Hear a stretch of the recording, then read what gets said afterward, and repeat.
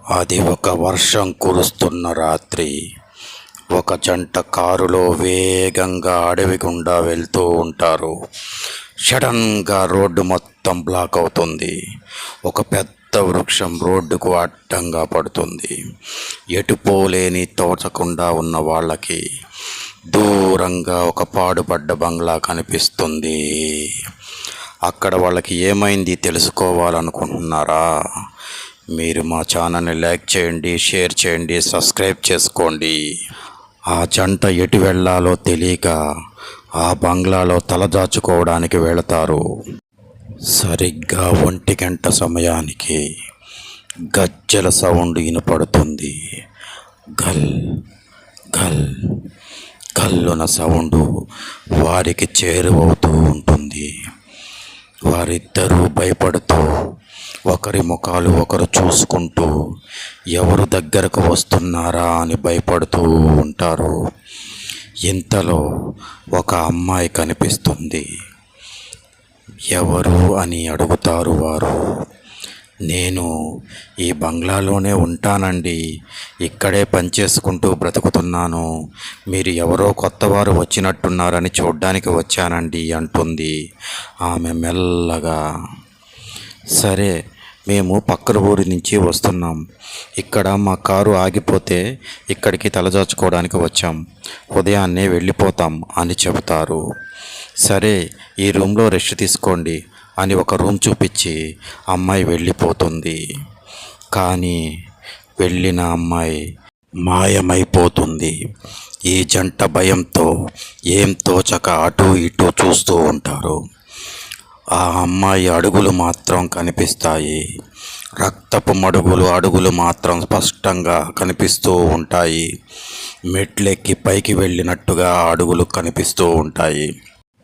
ఈ జంట భయపడుతూనే ఆ అమ్మాయిని అనుసరిస్తూ పైకి వెళ్తారు. చివరిగా ఒక రూమ్లోకి అడుగులు వెళ్తాయి.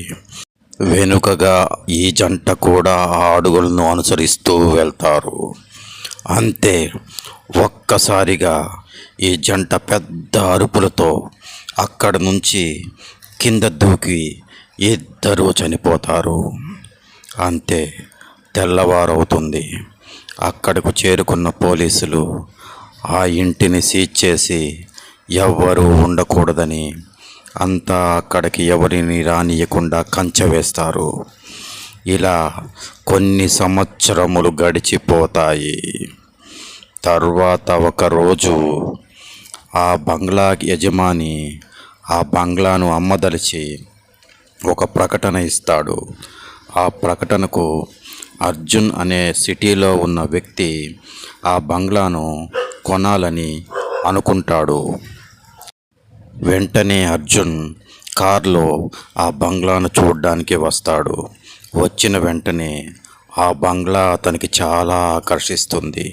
ఎలాగైనా ఆ బంగ్లాని కొనాలని అనుకుంటుండగా ఆ ఊరి వాళ్ళు కొందరు అక్కడికి వచ్చి, బాబు, ఎవరు బాబు నువ్వు? ఈ బంగ్లాని కొనకూడదు. దీంట్లో చాలా దయ్యాలు ఉన్నాయి, చాలామంది చనిపోయారు. దయచేసి కొనొద్దు బాబు, ప్రాణం మీదకు తెచ్చుకోవద్దు, నా మాట వినయ్యా అని చెబుతారు. కానీ అర్జున్ సిటీ వాడు అవడం వల్ల ఆ మాటలేవి లెక్క పెట్టడు. నేను ఎలాగైనా ఈ బంగ్లాని కొనుక్కోవాలి అనేసి ఉత్సాహంతో ఆ బంగ్లాను కొంటాడు. కొని అదే రోజు రాత్రి ఆ బంగ్లాలో నిద్రిస్తూ ఉంటాడు. అర్ధరాత్రి అవుతుంది. జోరున వాన కురుస్తూ ఉంటుంది. అర్జున్ అని ఎవరో పిలిచిన సౌండ్ వినపడుతుంది అర్జున్కు. లేచి చూస్తాడు. కిటికీ దగ్గర ఒక ఆకారం కనిపిస్తుంది. వెంటనే అర్జున్ ఏమాత్రం భయపడకుండా కిటికీ వద్దకు వెళ్తాడు. అంతలోనే మాయమైపోతుంది ఆ రూపం. సరేనని వచ్చి మళ్ళీ పడుకుంటాడు. కళ్ళు మూయగానే అర్జున్ గది తలుపులు కిర్రున తెరుచుకుంటాయి. తెరుచుకోగానే అర్జున్ కళ్ళు తెరిచి చూస్తాడు.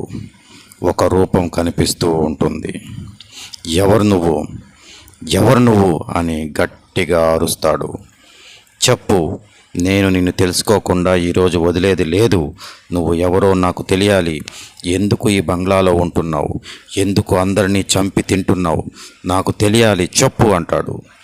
వెంటనే ఆ రూపం ఏడుస్తూ కింద కూర్చుండిపోతుంది. బిగ్గరగా ఏడుస్తూ సౌండ్ పిక్కటిల్లేలా చుట్టూ అందరూ గందరగోళపడేలా పెద్ద పెద్దగా ఏడుస్తూ ఉంటుంది.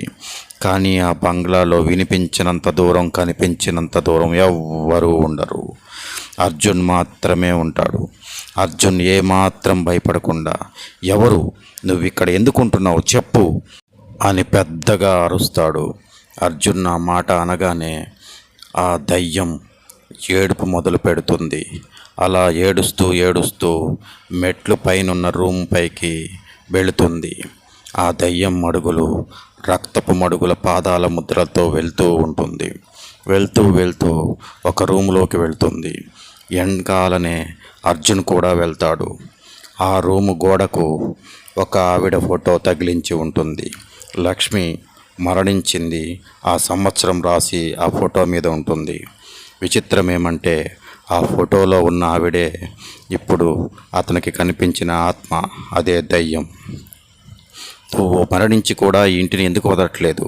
నీ కథ ఏంటి చెప్పు అని మరోమారు అర్జున్ గట్టిగా అరుస్తాడు. అప్పుడు ఆ రూపం తన కథను ప్రారంభిస్తుంది. ఆ బిల్డింగ్కి ఓనర్ తనేనని, తన భర్త రోజు తాగి వచ్చి కొట్టి తనను అనుమానంతో హింసించి ఒకరోజు ఆ బిల్డింగ్ మీద నుంచి తోసి చంపివేశాడని, ఆ బిల్డింగ్ మీద ప్రేమతో తను అక్కడే ఉన్నాను అని చెబుతూ ఒక గోడలోకి వెళ్ళి మాయమైపోతుంది.